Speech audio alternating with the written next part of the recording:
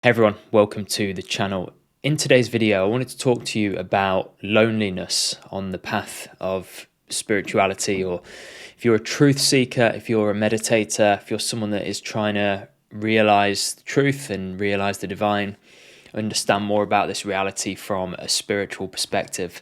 This video is going to be really useful to you, because if this isn't something that you experience now as we're speaking, it's certainly something that you will probably experience in the future at some point or another. And this is something that, to some extent or another, I've felt throughout the years in different ways, and I've come to understand why it happens and how to navigate it as well. So traditionally, we look at the world and most people are interested in what spiritual people would now consider to be mundane types of things. People are interested in just like what's on the news, or watching a football game, going to the cinema, going out for a drink, right? All these kind of conventional things. And there's nothing wrong with them whatsoever. That's the first thing, is that there's absolutely nothing wrong with that. And it also doesn't mean that if you're a spiritual person, you need to let go of all of that. Because if you're still interested in all of that and you're sort of well embedded into the spiritual path, that's cool. That's absolutely fine. But what I've noticed, I've got an online school, and I've noticed people will bring this up and message me about this, and it's something that I've experienced as well, is that people will get to a certain point where they just don't care about that sort of stuff anymore. And they only want to talk about spiritual things. They only want to be around people that are satisfying that spiritual need. It's basically their whole entire life circles around this spiritual identity, I suppose, and this spiritual interest. And it obviously becomes more of an interest. It's more of a just your life. And I totally understand that. Because I've noticed in my life, as I've gotten older and as I've gone further along the path, been on the path for longer, it's now been like 25 years, things that I used to find interesting just aren't interesting at all. And I know many people will probably listen to this and think, well, that's just natural. As you get older, things come in and out of your interest. But it's been a significant drop off. And the difference is that there's now really nothing, to be honest, that I'm that interested in outside of spiritual pursuits. There's nothing really in the world that grips me or interests me other than teaching, but that kind of is a spiritual interest as well, because it's me just talking about spiritual things. So I'm not really including that. But in terms of just like having experiences, whatever they may be, holidays or traveling or going out and doing certain things with mates or whatever, I've noticed a huge drop off in how much that stuff appeals to me now, and the excitement that that stuff brings about in me. And the difficulty, and hopefully this is where this video will be useful to you, because you may be at that place now, or have got to that place, or just be watching this video for when you get to that place. The thing that I've noticed is that what makes it actually start to become a problem in our mind is that we get to a certain point on our spiritual path. Let's say we've been doing it for a few years and we're now purely just interested in that sort of thing. And we now look at what everyone else is interested in, our friends, our family, and compare what we're interested in and what they're interested in, the things that they're doing, the things that we're doing. And because there is naturally a difference, and there's naturally a gap in what they're interested in and what we're interested in, and I'm saying we're as in people who are consciously, knowingly taking a spiritual route in their life, or a spiritual direction in their life. That comparison is what brings about this sense of difference. You feel a gap between everyone else and yourself. And naturally that makes you feel like you're strange, you're different, you're a bit weird, you're a bit lonely, all of these types of things. And I think when you come to realize, when you make it clear in your mind that you're taking a route now that requires different habits, it requires obviously a different direction, different ways of thinking, different interests. Everything in your life needs to be different in order for you to excel in the route that you're now interested in and the direction that your life is now going. And it's like, because you're now actually ahead of where everyone else is in terms of spiritually, you're interested and you're going down that road. And let me be clear, that doesn't mean you're better than them. It just means that you're taking a different spiritual route. And from a spiritual perspective, you're ahead of them in terms of your consciousness is obviously shifting and adjusting, and you're now understanding more about the truth of reality and who you are. Because of that, it requires different ways of thinking. It requires different habits. You need to adjust your life. And those adjustments aren't going to be the same as what everyone else's lifestyle looks like. And I think when that happens, you have to be very careful of two things. One, that you don't fall into a kind of sadness or depression about feeling like you're totally alone, because it can feel like that. And there's definitely been times in my life I've definitely not been depressed as such.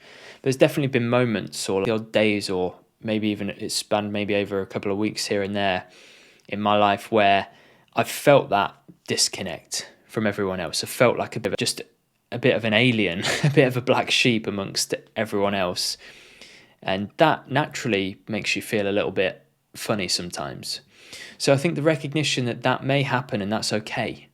And the way that you perceive that and the way that you look at that is really important. And if you can look at it from the point of view and the angle that the reason that you feel that way is because you're taking a positive, different route to everyone. And that is creating this separation between, in your perception of them, it's creating a difference and a separation.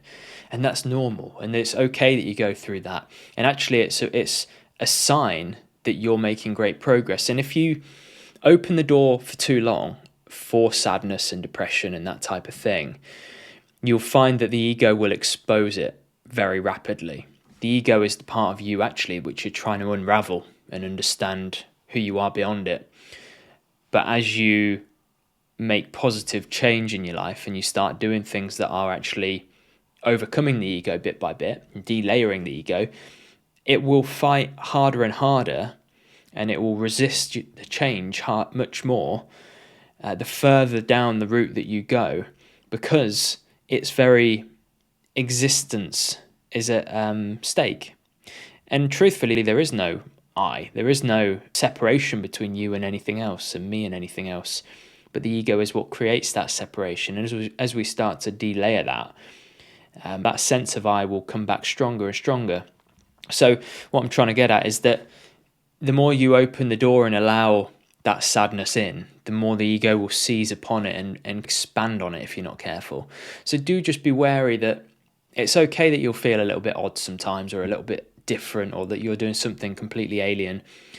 But I mean, even watching this video now, you know that I've been on the path for however many years, and I've been through those phases, and you do overcome those periods, and it is okay, it is normal, and hundreds of other people around the world that I've taught have also experienced similar things, but you do tend to overcome it. They're just different periods, different phases of the journey. So that's important to understand. And the other thing is, of course, is that we're not in this world on our own, and there are thousands, probably hundreds of thousands of other people who are also treading the path and are also on that same journey.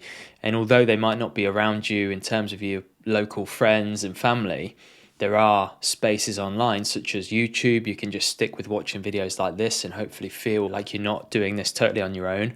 But also other spaces. I've got an online school. It's an amazing community with hundreds of people in there, and we're all on this same journey together. And it can be very comforting to each day be able to look and see what sort of questions people are asking and the comments people are sharing and conversations they're all having, which are, generally speaking, if you've watched my channel and the things I talk about, they're all in line with that.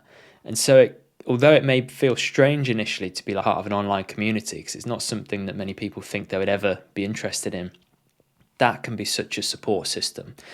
But if that's not something that you're interested in, go to a Hindu, I suppose it would be a temple. I was going to say a center, but it would be a temple, or a Buddhist temple, or somewhere where there are other people who are sharing your interest. There's other places that you can go to bring it into a place where you don't feel like you're the only one doing it. But outside of that, and I made a video on balancing worldly life and spiritual life quite recently. Do try to find a balance, and sometimes I've found that the more that I disconnect from friends and people that are interested in normal things, the more of that distance I seem to create within myself.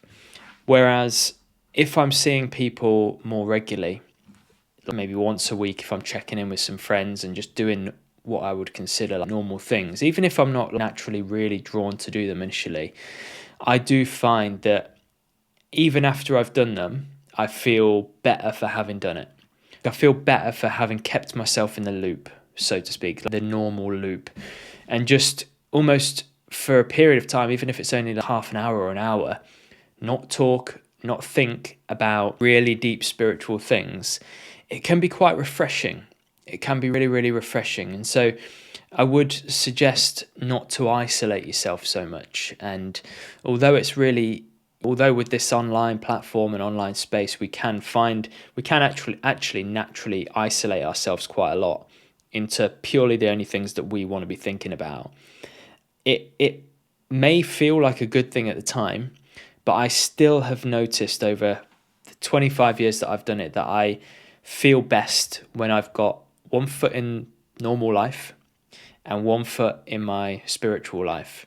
And when I end up with all of my feet, my 2 feet in the spiritual life for too long, I start to feel more of a disconnect between other people because I'm not talking and engaging in normal life. And although my spiritual life does develop more in those periods, I feel more balanced within myself when I'm balancing the two. So it's something to consider, really. If you're a spiritual seeker and you're feeling this sense of loneliness, can you either find people that are in the spiritual space that you can now communicate more with and in a sense feel more of that kind of spiritual family, that spiritual belonging through being with people, and potentially or do you need to reestablish connections with friends that you might have lost touch with, or things that you think I'm just really not that interested in doing that, and actually in a sense like make yourself do it. And just even if you make yourself do it, to confirm with yourself that you definitely don't want to do that anymore.